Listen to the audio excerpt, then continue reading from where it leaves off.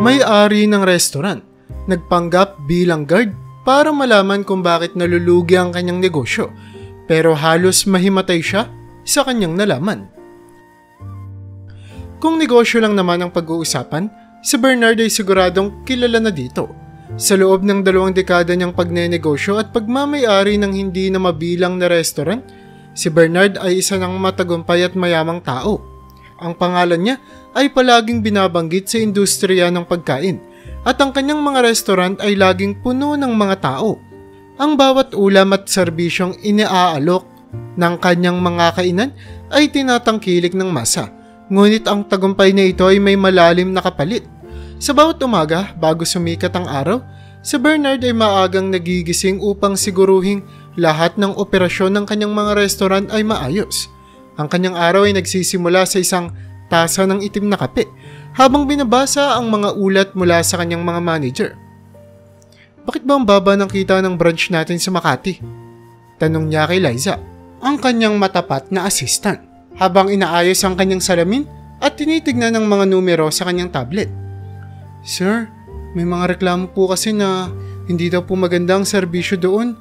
May mga customer na rin pong lumipat sa kalapit na restaurant."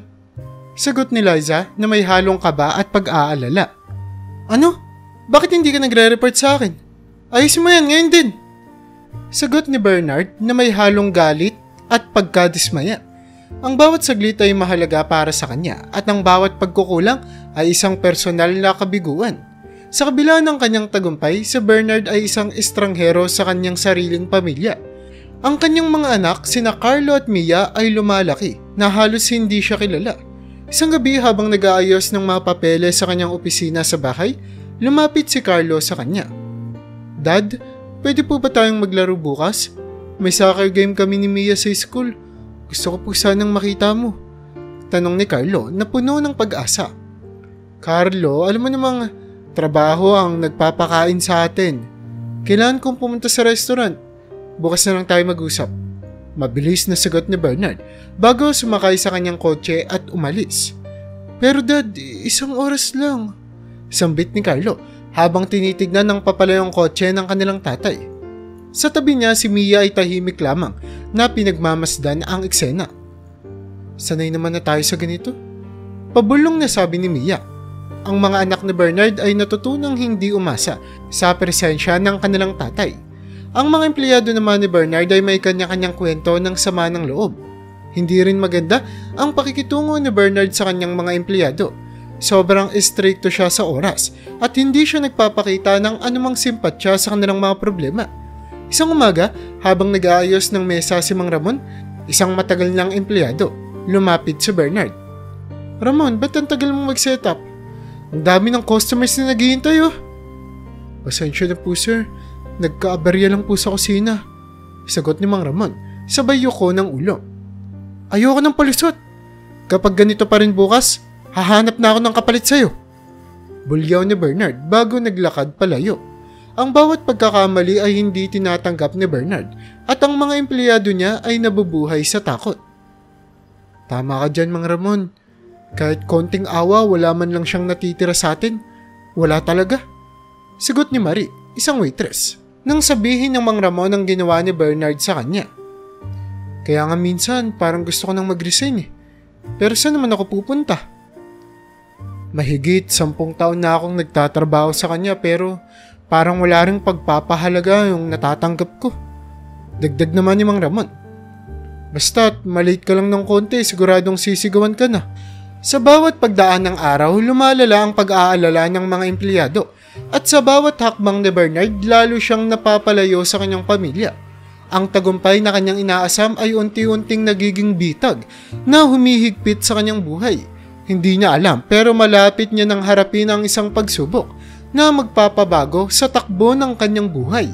Isang umaga, habang muling naghahanda si Bernard para sa kanyang company meeting, nakasuot na siya ng kanyang mamahaling suit at naglalagay ng cufflinks sa kanyang mga manggas. Lumapit ang kanyang anak na si Carlo. Sa kanyang kamay, may hawak na papel mula sa paaralan. Ang papel ay isang paanyaya para sa mga magulang na dumalo sa isang special na event ng mga bata. "Dad, kailangan ka po namin sa school bukas. May event po kami at kailangan ng magulang na dadalo po doon. Pwede po ba kayong pumunta? Tanong ni Carlo. Halatang puno ng pag-asa ang boses. At sa kanyang mga mata ay makikita ang pagnanais na magkaroon ng isang pagkakataon na makasama man lang ang kanyang tatay. Hindi man lang tumingin si Bernard mula sa salamin. Carlo, hindi mo ba nakikita na busy ako? Maraming kailangang asikasuin sa trabaho. Sabihin mo na lang sa teacher mo na hindi ako makakapunta. Sagot niya nang walang alinlangan habang itinutuwid ang kanyang korbata. Napaawang ng kaunti ang bibig ni Carlo at ang kanyang mga mata ay tila mawawalan na ng liwanag. Pero Dad, lahat po ng kaklase ko may mga magulang po na pupunta. Kailangan ko po talaga kayo. Halos pabulong na sabi ng bata. Pilit na itinatago ang panginginig ng kanyang boses. Huminga ng malalim si Bernard at tumingin sa kanyang anak. Carlo, sinabi ko na sa iyo hindi ako pwede. Hindi mo ba naiintindihan kung gaano kahalaga ang trabaho ko? Ang mga negosyo natin ang nagbabayad sa mga gastusin at nagbibigay ng mga bagay na kailangan natin. Sagot niya ng malamig. Hindi na nagsalita pa si Carlo at tahimik na umalis. Pagdating sa kusina, nakita siya ng kanyang nanay, si Marisa, na agad napansin ang lungkot sa mukha ng bata. Anong nangyari anak? Tanong ni Marisa habang hinahaplos ang ulo ni Carlo. Si Marisa ay isang mabuting nanay. Laging handang makinig at magbigay ng oras para sa kanilang mga anak. Isang bagay na matagal nang hindi nagagawa ni Bernard. Si Dad po, ayaw niya pong pumunta sa event namin sa school. Sagot ni Carlo. Pilit na itinatago ang kanyang luha. Alam ni Marisa kung gaano kahalaga ang event na yon para sa kanyang anak. Alam din niya ang pagkukulang ng kanyang asawa pagdating sa pagiging ama. Nag-init ang ulo ni Marisa. Agad siyang pumunta sa opisina ni Bernard. Hindi na alintana ang paghahanda ng asawa. Bernard, bakit mo naman sinaktan ng damdamin ni Carlo? Isang araw lang hinihingi niya sa'yo, bakit hindi mo man lang mapagbigyan? Ang tono ng kanyang boses ay puno ng panghihinayang at pagkabigo. Napaangat ang kilay ni Bernard. Marisa, ano ba? Hindi mo ba naiintindihan? Hindi naman ako pwedeng basta-basta na lang na umalis sa trabaho. Maraming umaasa sa akin. Sagot niya. Pilit na iniintindi ang kanyang mga gawain kaysa ang makipag-usap sa kanyang asawa.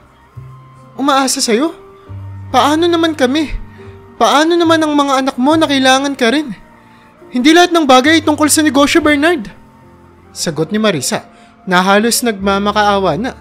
Sa kanyang mga mata, makikita ang sakit na dulot ng patuloy na paglayo ni Bernard sa kanilang pamilya. Pero nanatiling matigas si Bernard. Marisa, please lang, huwag mo nang palakihin to. Sana lang tayo mag-usap. Kailangan ko nang umalis. Sagot niya habang tinitignan ang kanyang relo. Late na ako sa meeting. Napailing na lang si Marisa at umalis sa opisina. Hindi mo na talaga kami iniintindi, Bernard. Sabi niya bago tuluyang lumabas ng pinto. Sa kanyang puso ramdam ni Bernard ang bigat ng mga salita ng kanyang asawa. Pero pinilit niyang ituon ang kanyang isip sa mga numero at mga meetings na naghihintay sa kanya. Sa kabila ng lahat ng yaman at tagumpay, isang bagay ang malinaw. Unti-unti nang nawawala ang mahalaga sa kanyang buhay. Habang nagmamaneho papunta sa kanyang meeting, hindi maiwasan na Bernard na mapaisip. Tumunog ang kanyang cellphone at nakita niya ang mensahe mula sa kanyang manager. Sir, may problema po tayo sa isa sa mga branches natin. Kailangan po ng madali na po yung meeting. Isang malalim na buntong hininga ang pinakawala ni Bernard. Isinantabi niya ang emosyon at muling binalik ang kanyang atensyon sa trabaho. Subalit, sa likod ng kanyang isipan, nandoon pa rin ang imahe ng kanyang anak na si Carlo. At ang masakit na katotohanan na unti-unti siyang nawawalan ng koneksyon sa mga taong pinakamahalaga sa kanya. Sa opisina ni Bernard, nagsisimula ang isang napakahalagang meeting. Ang mga manager at mga tagapamahala ng kanyang mga restaurant ay nakaupo sa isang malaking conference table. Halatang kabado habang hinihintay ang pagdating ni Bernard. Nang pumasok siya, agad siyang pumunta sa harapan at inilabas ang mga ulat. Okay, let's get this started. Ano na naman ba yung problema? Tanong ni Bernard na may halong inis. Ang kanyang boses ay malamig at puno ng determinasyon. Sir, may mga issues po tayo sa dalawang pinakamalaking branch natin. Nagsimula ang isa sa mga manager, si Tony. Sa loob po ng 1 taon, napansin po naming bumaba ng gusto ang kita ng branches sa Makati at Quezon City. Nalulugi na po tayo. Galit na galit si Bernard. Paano nangyari ito? Bakit hindi ko ito nalaman agad? Tanong niya. Halos sumasabog na ang kanyang boses. Tinignan po namin ang lahat ng aspeto pero wala pa rin kaming makitang mali. Mukhang maayos naman ang operations pero talagang hindi po namin maintindihan kung bakit nalulugi tayo. Sagot ni Tony, halatang natatakot sa reaksyon ng kanyang boss. Anong ibig mong sabihin hindi natin maintindihan? Imposibleng walang dahilan, Tony. Mag-isip ka nga. Bulyaw ni Bernard. Gawin niyo ang lahat ng makakaya niyo para maayos to. Ayokong makarinig ng kahit na anong palusot. Sa ilalim ng matinding tensyon, ang meeting ay natapos nang walang malinaw na solusyon. Lumabas si Bernard ng conference room na masama ang loob. Naglalakad siya papunta sa kanyang opisina habang ang mga empleyado ay nag-iiwasan ng tingin. Sa kanyang isip ay paulit-ulit ang tanong, paano nangyari ito?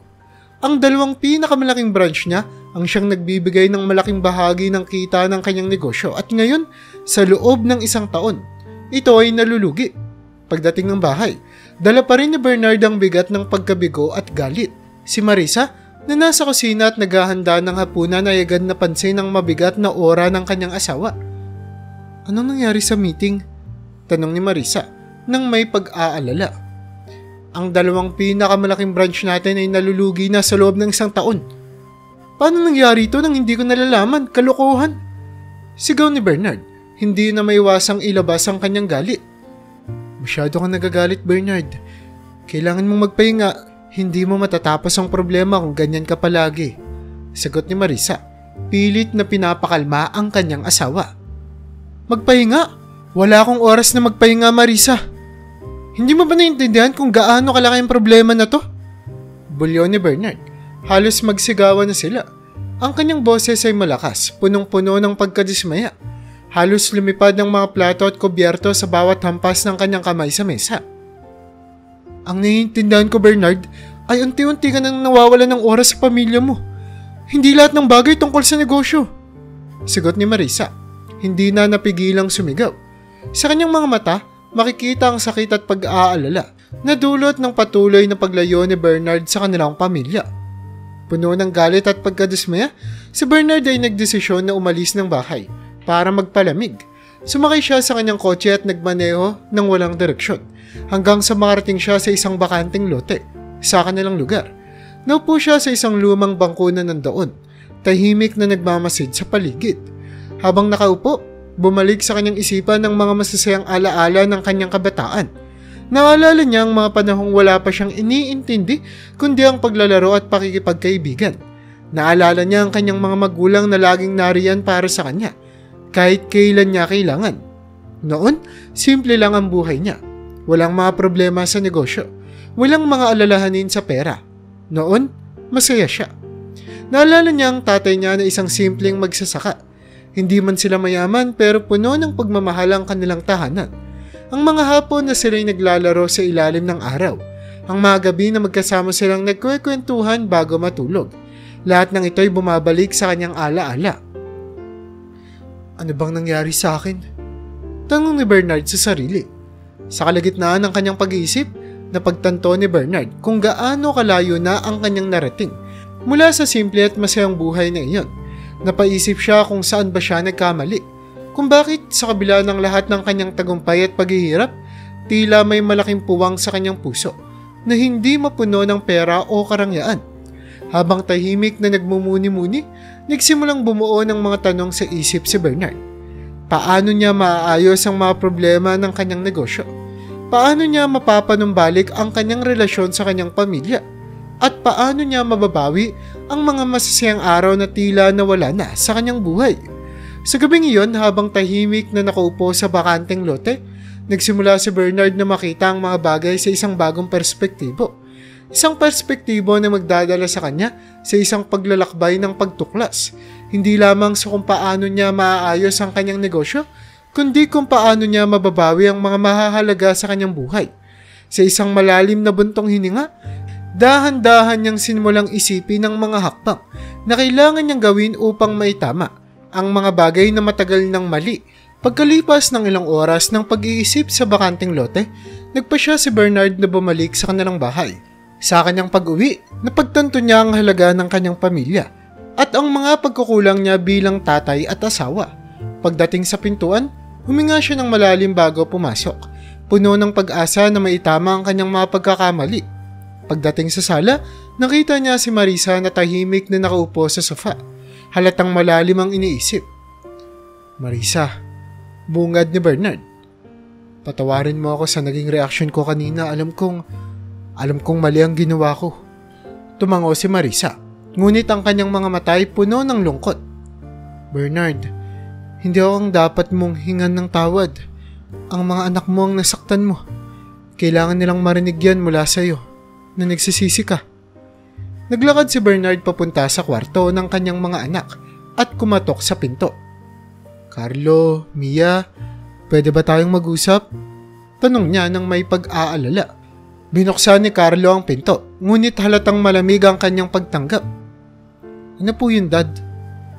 "Anak, gusto ko sanang humingi ng tawad. Alam kong hindi ako naging mabuting tatay sa inyo. Pasensya na kung lagi akong wala at hindi ko kayo napapansin," sabi ni Bernard.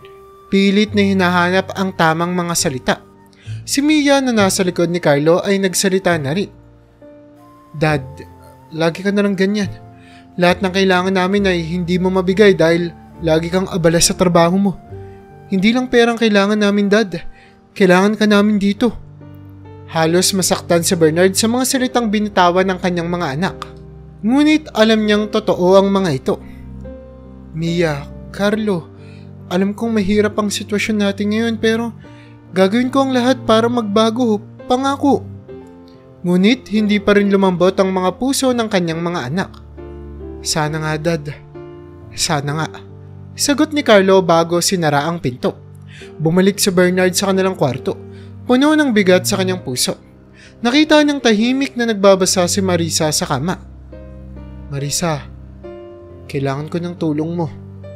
Hindi ko alam kung papaano ko maaayos ang mga problema ng restaurant natin. Ano sa tingin mo ang dapat kong gawin?" Tanong niya.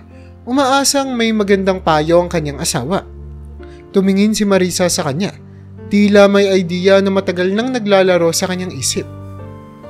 "Bernard, kung gusto mo talagang malaman kung ano ang problema, kailangan mong makita ito mula sa loob. Hindi bilang may-ari ng restaurant, kundi bilang isang ordinaryong empleyado. Magpanggap kang bodyguard sa isa sa mga restaurant mo. Makikita mo ang tunay na sitwasyon mula sa ibang perspektibo." Nagulat si Bernard sa suwestyon ni Marisa. "Magpanggap bilang bodyguard? Paano ko naman gagawin yan?" "Simple lang, Bernard. Kailangan mo lang magbihis at magpakilala bilang bagong empleyado. Hindi ka nila kilala bilang boss. Sa ganitong paraan, makikita mo ang mga problema at mararamdaman mo kung ano ang dinaranas ng mga empleyado at mga customer," paliwanag ni Marisa. Napaisip si Bernard. Bagamat hindi siya sanay sa ganitong idea, nakita niya ang lohika sa sinasabi ng kanyang asawa. "Sige, Marisa, gagawin ko yan para sa atin, para sa negosyo at para sa pamilya natin."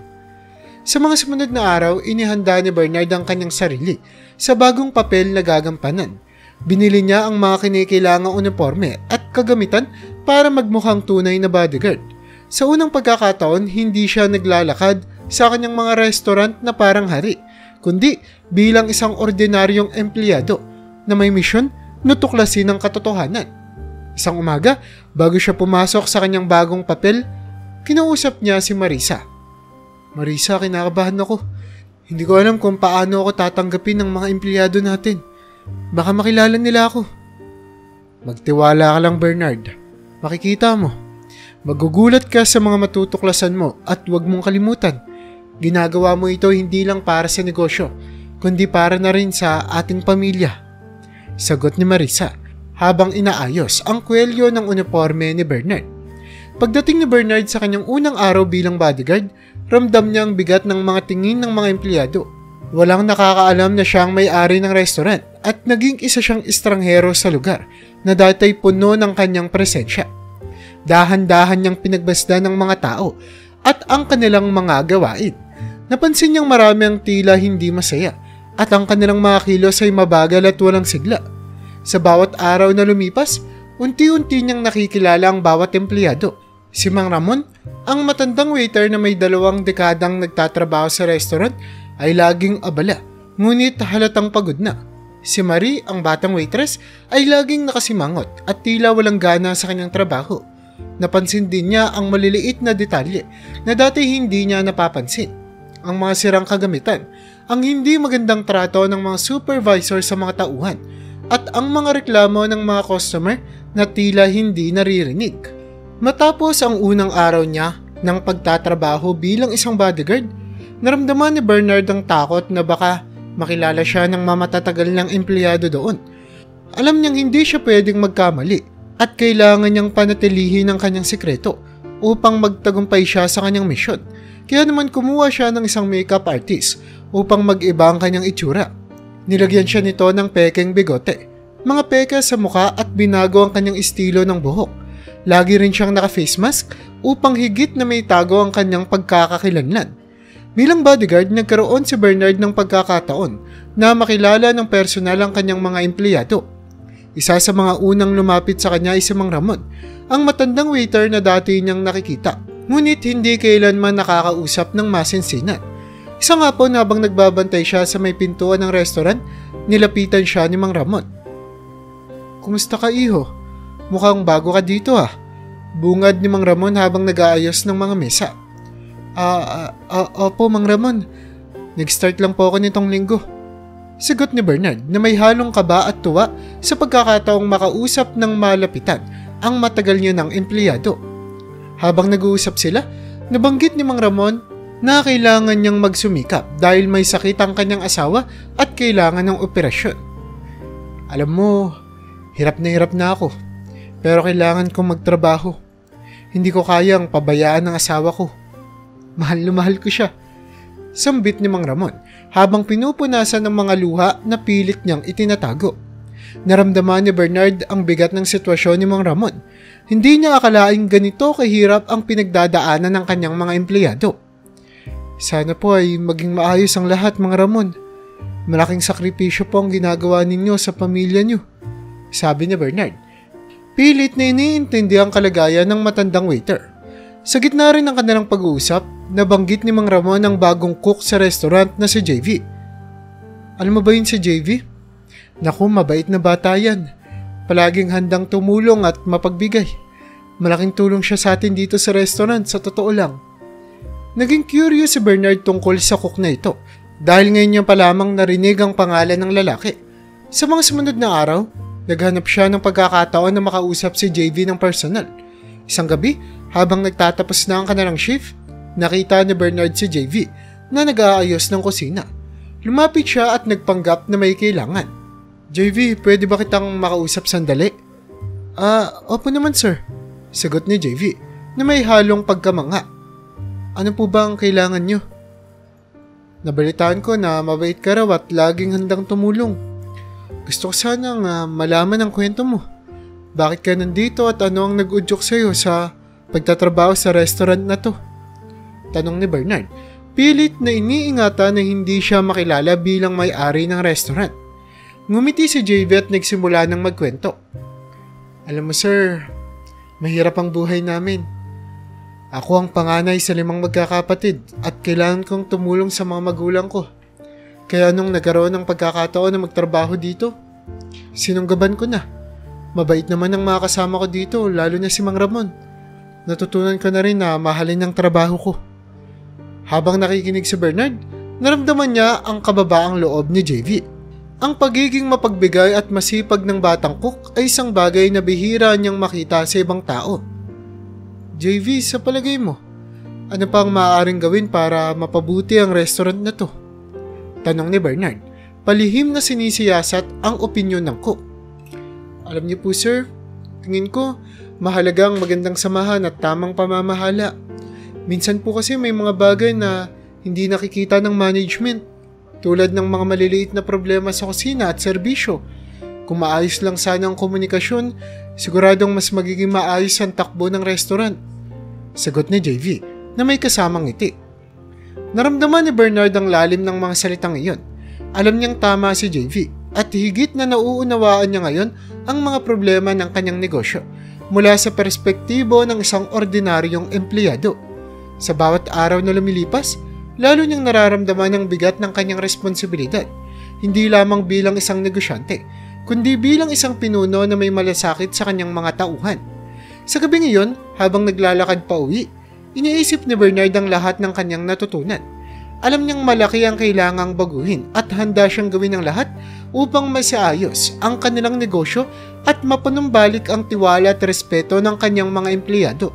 Sa bawat hakbang, alam niyang mas lumalapit siya sa kanyang layunin na maging isang tunay na leader. Isang leader na hindi lamang nag-aalala sa kita, kundi sa kapakanan ng kanyang mga tauhan. Isang gabi habang nagpapahinga si Bernard sa likod ng restaurant, kinausap siya ni Mang Ramon. Alam mo, bago dumating si Bernard, masaya kami dito pero ngayon parang lahat na lang ng ginagawa namin ay mali. Mahirap magtrabaho kung laging galit ang boss namin. Napaisip si Bernard sa mga salitang iyon.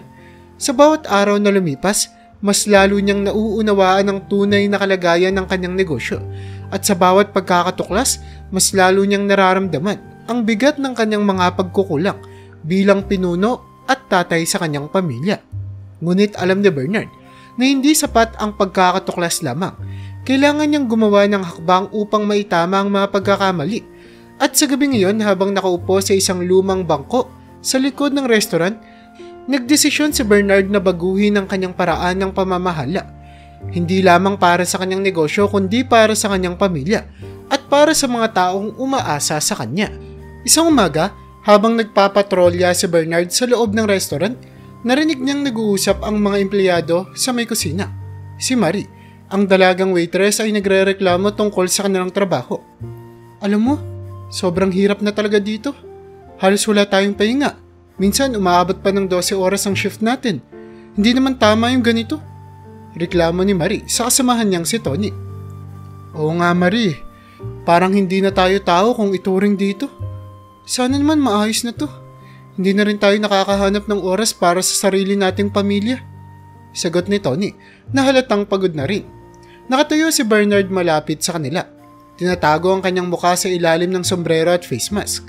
Nakaramdam siya ng bigat sa kanyang dibdib habang pinapakinggan ang kanilang usapan. Alam niyang may mga problemang kinakaharap ang kanyang mga empleyado, ngunit hindi niya akalaing ganito kalala ang sitwasyon. Halos wala silang pahinga at umaabot pa ng 12 oras ang kanilang mga shift. Hindi makatarungan ng ganitong kalakaran. Habang patuloy niyang pinagmamasdan ng paligid, napansin niyang sa kabila ng mga reklamo, nagagawa pa rin ng mga empleyado ang kanilang tungkulin ng maayos. Nakikita niya ang pagsusumikap ni Marie na mapagsilbihan ng mga customer kahit na kitang-kita ang pagod sa kanyang muka. Si Tony naman kahit na halos magkulaps na sa pagod ay patuloy na nag-aayos ng mga mesa at sumasagot sa mga tanong ng mga customer nang may ngiti sa labi. Sa kabila ng lahat ng ito, nanatiling palaisipan kay Bernard kung bakit nalulugi ang kanyang mga malalaking restaurant. Maraming mga customers ang pumapasok at tila wala namang malaking pagkukulang sa serbisyo, subalit alam niyang hindi sapat ang nakikita niya sa unang tingin. May mga bagay na kailangang pag-aralan ng mas malalim. Pagkatapos ng ilang linggong pag-oobserba at pakikipag-usap sa mga empleyado, napagtanto ni Bernard na malaki ang sakripisyo ng kanyang mga tauhan para lamang mapanatiling maayos ang operasyon ng restaurant. Isa sa mga pinakamatinding tumatak sa kanya ay ang kwento ni Mang Ramon tungkol sa kanyang asawa na nangangailangan ng operasyon. Ang kabaitan at dedikasyon ni JV bilang cook, kahit na hindi sapat ang kanyang kinikita, ay nagbigay rin ng inspirasyon kay Bernard. Isang araw habang nagpapahinga sa kanyang maliit na silid sa likod ng restaurant, napaisip si Bernard. Hindi sapat ang pagiging mahigpit at pagbibigay ng utos. Kailangan niyang maunawaan ang tunay na kalagayan ng kanyang mga tao at ang mga hamon na kanilang hinaharap araw-araw. Ngunit paano niya ito maisasaayos nang hindi pa rin nasasagot ang tanong kung bakit nalulugi ang mga restaurant? Habang nagmumuni-muni, biglang pumasok sa kanyang isipan ang posibilidad na may ibang dahilan kung bakit nalulugi ang kanyang negosyo. Napaisip siya tungkol sa posibilidad ng korupsyon o maling pamamahala ng pondo. Hindi kaya may mga taong nagnanakaw sa kanilang kita? Kailangan niyang maghanap ng mga ebidensya at alamin ang katotohanan. Sa mga sumunod na araw, nagpatuloy si Bernard sa kanyang pagsisiyasa. Naghanap siya ng pagkakataon upang makausap ang mga empleyado ng mas malalim. Nalaman niya mula kay JV na may mga kakaibang transaksyon na nangyayari sa kusina. Mga order na hindi napupunta sa tamang talaan at mga materyales na tila nawawala nang hindi alam kung saan napupunta. Nagsimula siyang magduda sa ilang mga tauhan at inobserba ng kanilang mga kilos ng masinsinan. Habang patuloy na nag-iimbestiga, unti-unting nabobuo ang larawan ng isang mas malaking problema sa loob ng kanyang negosyo. Hindi lamang ito simpleng pagkukulang sa pamamahala, kundi isang sistematikong pang-aabuso ng tiwala. Alam niyang malaki ang kanyang kakaharaping laban upang maitama ang lahat ng ito. Sa kabila ng lahat ng natuklasan, hindi nawala ng pag-asa si Bernard. Alam niyang matagal na panahon pa ang guguguli niya para mas maintindihan ng mga nangyayari sa kanilang kumpanya. Ngunit handa siyang harapin ang lahat ng ito. Sa bawat araw na lumilipas, mas lalo niyang nararamdaman ang bigat ng responsibilidad bilang isang leader. Isang leader na hindi lamang nag-aalala sa kita, kundi sa kapakanan ng kanyang mga tao. Nang matapos ang araw na iyon, si Bernard ay bumalik sa kanilang bahay. Mas determinado kaysa kailanman. Alam niyang malayo pa ang kanyang tatahakin, ngunit handa siyang harapin ang bawat pagsubok upang maibalik ang dating ningning ng kanyang negosyo at pagmamahal ng kanyang pamilya. Sa kanyang pagbalik, humarap siya kay Marisa na may bagong pananaw at layunin. Marisa, alam ko na kung ano ang kailangan kong gawin at gagawin ko ang lahat para sa atin, sa negosyo at sa ating pamilya.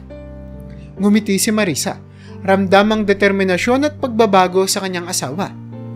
Bernard, alam kong kaya mo at nandito lang ako para suportahan ka.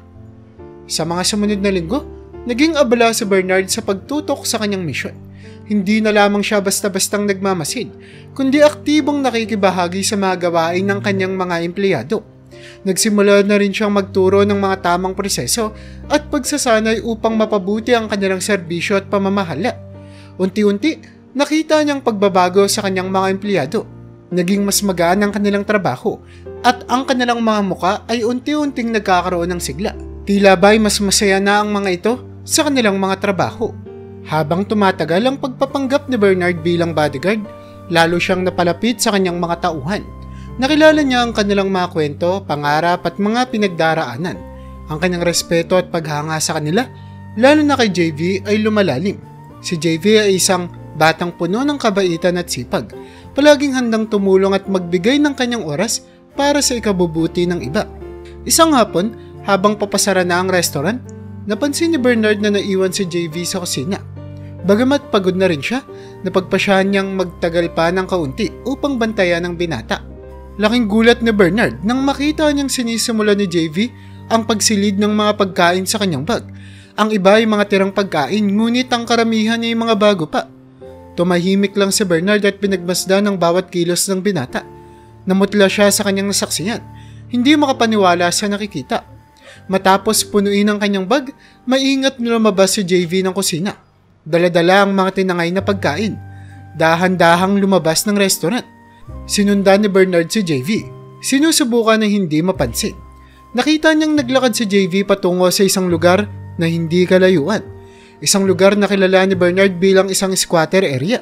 Habang papalapit sila, mas lalo pang tumindi ang kaba at pagkalito sa dibdib ni Bernard.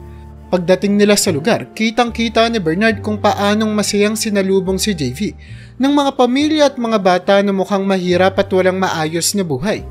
Ang mga mata ng mga bata ay nagniningning sa tuwa habang isa-isa silang binibigyan ni JV ng mga pagkain. Ang mga matatanda naman ay nagpapasalamat ng taimtim. Halatang si JV ang kanilang inaasahan sa araw-araw. Tahimik na pinagmamasdan ni Bernard ang eksena. Hindi malaman kung ano ang mararamdaman. Masyadong nakakabigla ang mga pangyayari. Sa isang banda nakita niya ang kabutihan ng loob ni JV at ang malasakit nito sa mga mahihirap. Ngunit sa kabila ng lahat, alam niyang maling-mali ang ginagawa ni JV, ang pagnanakaw sa kanilang restaurant. Sa kanyang pag-uwi, puno ng magkahalong emosyon si Bernard. Paano niya haharapin ang ganitong sitwasyon? Paano niya mapapanatili ang balanse sa pagitan ng paggawa ng tama at pagkakaroon ng malasakit sa kapwa? Sa gabi ngayon, halos hindi makatulog si Bernard. Paulit-ulit na bumabalik sa kanyang isipan ang mga tanong na walang kasagutan. Habang nasa kama, Iniisip ni Bernard ang mga nakaraang buwan. Ang kanyang mga naging karanasan bilang bodyguard ay nagbukas ng kanyang mga mata sa tunay na kalagayan ng kanyang negosyo at ng kanyang mga empleyado. Nalaman niya ang mga sakripisyo at paghihirap na kanilang dinaranas sa araw-araw. Ngunit ang pagkakatuklas kay JV ay nagbigay ng malaking dagok sa kanyang damdamin. Alam niyang kailangan niyang gumawa ng hakbang upang maitama ang sitwasyon. Ngunit hindi niya alam kung papaano magsisimula. Sa isang banda, nais niyang parusahan si JV para sa kanyang ginawa. Ngunit sa kabilang banda, naiintindihan niya ang dahilan kung bakit nagawa iyon ng binata. Isang dahilan na punong-puno ng kabutihan at malasakit. Nang sumunod na araw, nagpatuloy si Bernard sa kanyang trabaho bilang bodyguard. Ngunit sa kanyang puso, alam niyang hindi siya maaaring magtagal pa sa kanyang pagpapanggap. Kailangan niyang harapin ang katotohanan at magdesisyon kung paano niya aayusin ang lahat ng ito. Ngunit bago yun, kailangan niya munang makausap si JV at malaman ang buong kwento, ang tunay na dahilan sa likod ng mga kilos nito. Isang gabi, matapos ang kanilang shift, lumapit si Bernard kay JV. JB, pwede ba kitang makausap sandali? Tanong niya. Pilit na pinapanatiling kalmado ang boses. Opo naman sir, ano po bang kailangan niyo? Sagot ni JV na may halong pagtataka. Naglakad sila papunta sa isang tahimik na sulok ng restaurant. JV, napansin kong madalas kang naglalabas ng pagkain mula sa restaurant. Alam kong may dahilan ka para gawin ito. Kaya pwede mo bang ikwento sa akin? Napatigil si JV at tumingin kay Bernard. Kita sa kanyang mga mata ang takot at pag-aalala. Sir, hindi ko po intensyon na manakit o magnakaw. Alam ko pong mali ang ginawa ko pero hindi ko po kayang pabayaan ng mga taong umaasa sa akin. Huminga ng malalim si JV at nagsimulang magkwento. Sir, ang mga pagkain na kinukuha ko ay para sa mga pamilyang nakatira sa squatter area malapit po dito.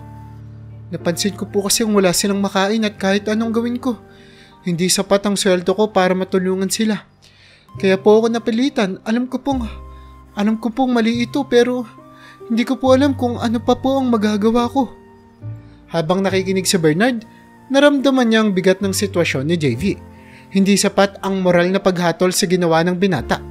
Dahil ang kanyang intensyon ay puno ng malasakit at kabutihan, ngunit sa kabila nito, alam niyang hindi maaaring magpatuloy ang ganitong sistema dahil sa epekto nito sa negosyo. JV, naiintindihan ko ang dahilan mo, ngunit hindi natin maaaring ipagpatuloy ang ganitong paraan. May mga tamang paraan upang makatulong at kailangan natin itong pag-usapan ng masinsinan. Alam kong may mga paraan upang matulungan natin ang mga nangangailangan ng hindi natin sinasakripisyo ang negosyo at prinsipyo natin. Sabi ni Bernard na may halong pang-unawa at pag-aalala.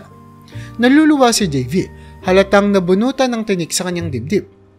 Salamat po sir. Handa naman po akong humarap sa anumang parusa kung sasabihin niyo po ito kay boss. Pero po, sana magawan po natin ng paraan at matulungan po natin ang mga pamilyang yun. Habang pinag-iisipan ni Bernard ang mga narinig, alam niyang may mabigat na desisyong kailangang gawin. Kailangan niyang alamin kung paano mababalanse ang pangangailangan ng negosyo at ang pangangailangan ng mga taong tulad ni JV at ng mga pamilyang umaasa sa kanya. Bagaman nagtatago pa rin ang tunay na pagkakakilanlan, alam ni Bernard na hindi magtatagal ay kailangang ipakita niya ang tunay na sarili. Ngunit sa ngayon, magpapatuloy siyang magtrabaho bilang bodyguard, naghahanap ng mga solusyon at paraan upang maitama ang mga pagkakamali. Ang kanyang misyon ay hindi pa tapos at handa siyang harapin ang anumang hamon na darating. Sa bawat araw na lumilipas, mas lalo niyang nararamdaman ang bigat ng responsibilidad bilang isang leader. Isang leader na handang magsakripisyo para sa ikabubuti ng lahat. Paminsan-minsan, nahuhuli pa rin ni Bernard si JV na nagnanakaw ng mga pagkain at dinadala ito sa mga pamilyang nagugutom sa squatter area. Bagamat nais niyang pigilan ang ganitong gawain, natutunan niyang maunawaan ang mga dahilan sa likod nito. Sa kabila ng kanyang pag-unawa, alam niyang hindi maaaring magpatuloy ang ganitong sitwasyon. Kailangan niyang ibunyag ang tunay niyang pagkatao upang malutas ang mga problema. Sa bawat gabing lumilipas, ramdam ni Bernard ang bigat ng kanyang desisyon. Kailangan niyang magsakripisyo upang maitama ang mga pagkakamali at upang maging isang tunay na leader para sa kanyang mga empleyado. Alam niyang kailangan niyang kausapin si Marisa upang makahanap ng tamang paraan para ibunyag ang kanyang tunay na pagkatao. Isang gabi habang nag-uusap sila ni Marisa sa kanilang kwarto, sinabi niya ang kanyang mga plano. Marisa, kailangan ko ng ihayag ang totoo. Hindi na pwedeng magtagal pa to. Kailangang malaman ng lahat ang katotohanan. Hinawakan ni Marisa ang kamay ni Bernard at tumingin ng diretso sa kanyang mga mata. Tama ka, Bernard. Panahon na para sabihin mo ang totoo. Nandito lang ako para suportahan ka. Sa araw na napagpasya nilang ibunyag ang katotohanan, magkasama silang pumunta sa restaurant. Ramdam ni Bernard ang kaba, ngunit alam niyang ito ang tamang gawin. Pagdating nila sa restaurant, pinatawag niya ang lahat ng empleyado para sa isang espesyal na meeting. Habang nagtitipon ng lahat, kinuha ni Bernard ang mikropono at huminga ng malalim bago magsalita. Magandang araw sa inyong lahat. Marami sa inyo ang nakakakilala sa akin bilang isang bodyguard dito sa restaurant. Ngunit may isang mahalagang bagay na kailangan niyong malaman. Ako si Bernard, ang tunay na nagmamay-ari ng restaurant na ito at maging ng iba pang mga restaurant na baka ay napagtrabahuan niyo na. Nagulat ang lahat sa narinig. Nagkatinginan ng mga empleyado at napuno ng bulong-bulungan ng paligid. Hindi makapaniwala ang karamihan sa kanilang narinig. Pasensya na kung itinago ko ang aking tunay na pagkatao. Patuloy ni Bernard. Ginawa ko ito upang mas maintindihan ang tunay na kalagayan ng ating negosyo at ng inyong mga pinagdaraanan. Hindi naman nalingid sa inyong kaalaman na nalulugi ang negosyo at kailangan kong malaman kung bakit yun nangyari. Pero nalaman ko ang mga sakripisyo at paghihirap ninyo at nakita ko rin ang kabutihan ng loob ng bawat isa. Tumingin si Bernard kay JV na halatang gulat at takot. JV, alam kong may mga pagkakataong nagawa mong kumuha ng pagkain upang matulungan ang mga pamilyang nagugutom. Naiintindihan ko ang dahilan mo, ngunit hindi natin maaaring ipagpatuloy ito sa ganitong paraan. Kailangan nating makahanap ng tamang solusyon. Nagkaroon ng katahimikan bago nagsalita si JB. Sir Bernard, pasensya na po. Handa akong harapin ang anumang parusa. Ngumiti si Bernard, puno ng pag-unawa. Hindi tayo nandito para magparusa, kundi para maghanap ng solusyon. Mula ngayon magtutulungan tayo upang makahanap ng mga paraan upang matulungan ang mga nangangailangan ng hindi sinasakripisyo ang ating negosyo. Nagpalakpakan ng mga empleyado, puno ng pag-asa at inspirasyon sa mga salitang binitawan ni Bernard. Nagsimula silang magplano ng mga proyekto at programa na magbibigay ng tulong sa komunidad habang tinitiyak na magiging maayos at tapat ang operasyon ng restaurant. Habang nag-uusap ang mga empleyado at nagpapaabot ng kanilang suporta, lumapit si Marisa kay Bernard at hinawakan ang kanyang kamay. Bernard, alam kong hindi ito madali para sa iyo pero ipinakita mo sa kanila na kaya mong maging isang tunay na leader. Isang leader na handang makinig at magbago para sa ikabubuti ng lahat. Sa mga sumunod na araw, nagpatuloy ang trabaho ni Bernard bilang bodyguard, ngunit may bagong layunin. Alam niyang kailangan niyang magtrabaho ng mas maigi upang maipakita ang kanyang sinseridad at determinasyon. Hindi na lamang siya ang boss na nagbibigay ng utos, kundi isang kasamahan na handang tumulong at makinig. Sa bawat araw na lumilipas, lalo pang lumalim ang ugnayan ni Bernard sa kanyang mga empleyado. Nakikita niya ang pagbabago sa kanilang pag-uugali at trabaho. Si Mang Ramon na dati laging pagod at aburido ay nagsimulang magpakita ng masiglang ngiti sa kanyang mga customer.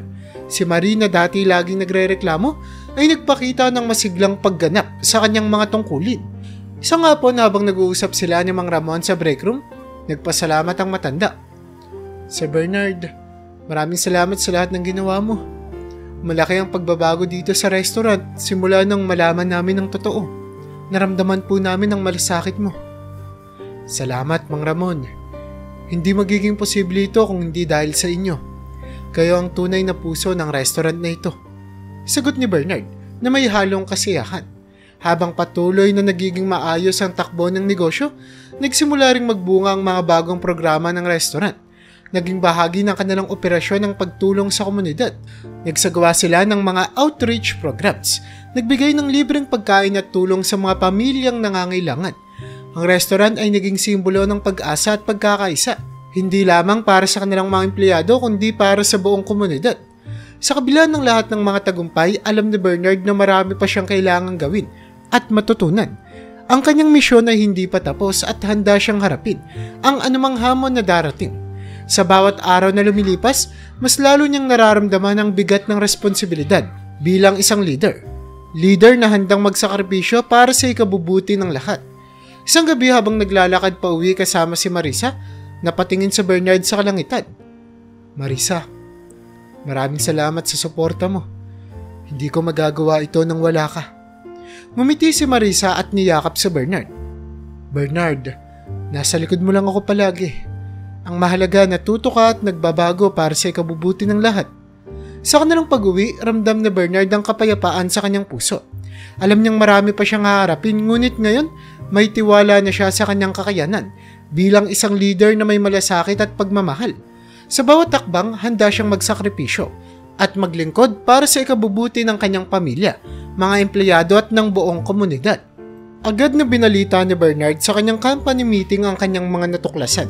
Nagtipon-tipon ang lahat ng mga manager at tagapamahala sa conference room at ramdam ang tensyon sa hangin habang hinihintay ang pagpasok ni Bernard. Sa kanyang pagdating, tumayo siya sa harapan ng silid at huminga ng malalim bago magsalita. Magandang araw sa inyong lahat. Panimula ni Bernard. Maraming bagay ang nangyari nitong mga nakaraang buwan. Marami akong natutunan mula sa inyo at may mahalagang bagay akong nais ibahagi. Natuklasan ko na ang dahilan ng ating pagkalugi at nais kong ipangako na hindi na mauulit iyon. Nagkatinginan ng mga manager, halatang nagtataka at nag-aalala. Ang pangunahing dahilan ng ating pagkalugi ay ang pagnanakaw ng pagkain mula sa ating restaurant. Ngunit nais kong linawin na hindi ito simpleng kaso ng pagnanakaw. Ang pagkain na iyon ay napupunta sa mga pamilyang nagugutom at nangangailangan ng tulong. Kasalanan ko rin kung bakit nangyari ito. Dahil hindi ko agad nakita ang tunay na sitwasyon ng ating mga empleyado at ng komunidad. Isang mahabang katahimikan ng sumunod bago may nagsalita mula sa likod ng silid. Sir, ano na ang gagawin natin ngayon? Tanong ng isa sa mga manager. Simula ngayon, magpapatupad tayo ng mas maayos at patas na sistema. Magkakaroon tayo ng regular na outreach programs upang matulungan ng mga nangangailangan. Magbibigay tayo ng sapat na suporta sa ating mga empleyado upang hindi na nila kailanganing gawin pa ang ganitong mga paraan. At higit sa lahat, sisiguraduhin nating magiging bukas ang komunikasyon sa pagitan ng management at mga empleyado. Sagot ni Bernard ng may determinasyon. Nagsimulang magpalakpakan ng mga tao sa silid. Ramdam ang pag-asa at inspirasyon sa mga plano ni Bernard. Alam nilang malaki ang pagbabagong mangyayari, ngunit handa silang magtulungan upang makamit ito. Samantala sa restaurant, hindi na kumukuha ng pagkain si JV. Nakikita niya kung paano napapakain na ng boss niyang si Bernard ang mga nangangailangan. Sa bawat araw, nagiging mas maliwanag ang kanyang pag-asa sa hinaharap. Nagkaroon ng bagong sigla ang kanyang trabaho at ramdam niya ang pag-aalaga at pagmamahal mula sa kanyang mga kasama. Isang araw, lumapit si Bernard kay JV habang abala ito sa kusina. JV, maaari ba kitang makausap sandali? Tanong niya na may ngiti. Opo Sir Bernard, ano pong kailangan nyo? Sagot ni JV, halatang kinakabahan. JV, alam kong iniisip mo na maaalis ka sa pwesto dahil sa mga nangyari. Ngunit nais kong sabihin sa iyo na may tiwala ako sa iyo. Napatunayan mo na may malasakit ka sa mga tao at yon ang mahalaga sa akin. Sabi ni Bernard ng taos-puso. Napaluha si JV sa narinig. Sir, maraming salamat po. Hindi ko po alam kung paano ako magpapasalamat sa inyo. Isa pa JV, patuloy ni Bernard. Tinaasan ko yung sahod mo. Nais kong makita kang magtagumpay at magpatuloy sa iyong mabuting gawain. Alam kong marami ka pang magagawa para sa ating restaurant at para sa mga tao. Sir, salamat po talaga. Pangako ko po na magtatrabaho po ako ng mas maigi at patuloy na tutulong sa mga nangangailangan. Sagot ni JV, puno ng pasasalamat at inspirasyon. Habang naglalakad si Bernard palabas ng kusina, ramdam niya ang kaligayahan at kapayapaan sa kanyang puso. Alam niyang marami pa siyang haharapin, ngunit ngayon may tiwala na siya sa kanyang kakayanan bilang isang leader na may malasakit at pagmamahal. Ang masusunod na hakbang ay magiging mahalaga sa pagbuo ng mas matibay na pundasyon para sa kanilang negosyo at komunidad. Sa bawat araw na lumilipas, mas lalo niyang nararamdaman ang bigat ng responsibilidad. Pero mas naging aktibo si Bernard sa pagbuo ng mga programa para sa kanilang restaurant. Siniguro niya na magiging bahagi ng kanilang operasyon ang pagtulong sa komunidad. Nagsagawa na nga sila ng mga outreach programs, nagbibigay ng libreng pagkain at tulong sa mga pamilyang nangangailangan. Ang restaurant ay naging simbolo ng pag-asa at pagkakaisa, hindi lamang para sa kanilang mga empleyado, kundi para sa buong komunidad. Isang araw habang binabasa ni Bernard ang mga ulat sa kanyang opisina at mga reports, kumatok si Mang Ramon. "Sa Bernard, may bisita po kayo. Gusto niya kayong makausap." "Sino yun, Mang Ramon?" tanong ni Bernard habang iniiwasan ang mga papel sa kanyang mesa. "Isa po siyang magulang ng mga batang natulungan natin sa feeding program. Gusto lang niyang magpasalamat." Sagot ni Mang Ramon na may ngiti sa kanyang labi. Tumayo si Bernard at lumabas ng opisina. Pagdating sa lobby, nakita niya ang isang babae kasama ang kanyang mga anak. Lumapit siya sa kanila at binati sila. "Magandang araw po." "Sir Bernard, ako nga po pala si Aling Mila. Gusto ko lang pong magpasalamat sa lahat ng tulong niyo sa amin. Kung hindi po dahil sa inyo, hindi ko alam kung paano ko mapapakain ang aking mga anak," sabi ni Aling Mila habang lumuluha. Ngumiti si Bernard at hinawakan ng balikat ni Aling Mila. "Walang anuman, Aling Mila. Ang importante ay natulungan namin kayo. Ang restaurant na ito ay hindi lamang para sa negosyo, kundi para na rin sa komunidad. Salamat sa pagkakataon na makatulong sa inyo." Habang umalis si Aling Mila at ang kanyang mga anak, ramdam ni Bernard ang kasiyahan at fulfillment. Alam niyang marami pa siyang kailangang gawin, ngunit ang bawat hakbang na ginagawa niya ay patungo sa mas maliwanag na bukas para sa kanilang lahat.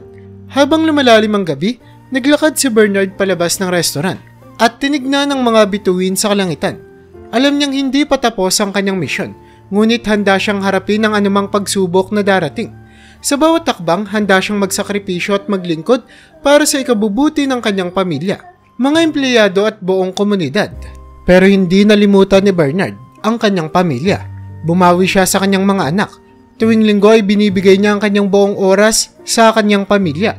Umaalis sila, pumupunta sa mga parke at namamasyal sa mga lugar na gustong makita ng kanyang maliliit pang mga anak. Labis na nagpapasalamat si Bernard sa asawa niya dahil hindi pa huli ang lahat para makabawi sa kanyang pamilya at nagkaroon siya ng panahon na makapagbago. "Alam mo, Marisa, kung hindi mo sinabi sa akin na subukan kong maging gwardya sa sarili kong restaurant, siguradong napakaraming mga bagay na hindi ako mapagtatanto ngayon," wika ni Bernard isang araw. Niyakap naman siya at hinalikan ni Marisa. "Alam kong mabuti kang tao at mayroon kang mabuting puso. Kailangan mo lang buksan yung mga mata mo. At yun yung ginawa mo," sagot naman ni Marisa. "Daddy, pupunta po ba ulit kayo sa soccer game ko?" biglang tanong ni Carlo. "Oo naman anak, sabihin mo lang sa akin kung kailan at siguradong pupunta kami doon ng mami mo." Sobrang naligayaan si Carlo sa sinabi ng tatay niya. "Eh ako, Dad, kailan tayo bibili ng mga toys ko? Yung mga doll?" dagdag naman na tanong ni Mia. "Nagtatampo yung baby Mia ko ha.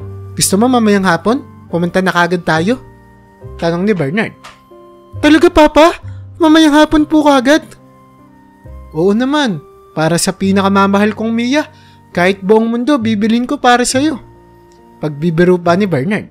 At nagyakapan sila bilang isang buo at masayang pamilya.